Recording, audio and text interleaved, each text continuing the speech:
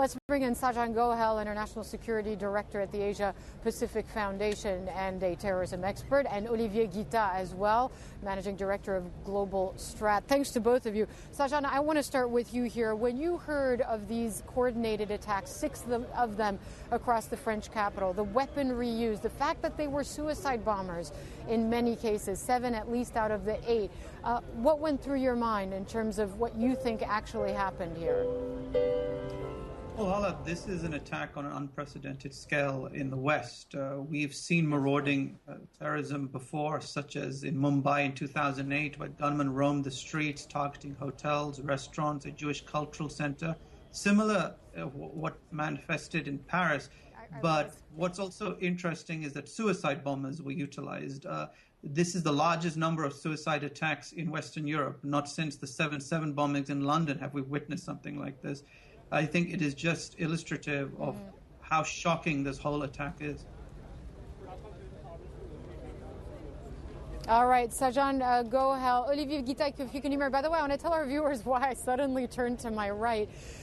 Someone rolled a piano, right? A piano in and started playing. I can't hear him or her play anymore, but I did out of the corner of my eye see the piano. There they go again. Perhaps just sort of showing that, civilization, that art, that those who were targeted here at a concert hall, that in their memory, in their honor, this person is playing a tune on a piano that has just been rolled in. So quite a surreal scene, but just to explain to our viewers exactly what is going on out here as the media, the world media, have gathered here to report on this tragic story. Olivier Guita, I want to ask you a little bit about homegrown terrorism as well, because as we saw with Charlie Hebdo, individuals who commit these crimes don't necessarily travel outside of France. Amédi Coulibaly, who took so many hostage at the kosher supermarket, had not traveled outside of France. What do you make of what happened here yesterday?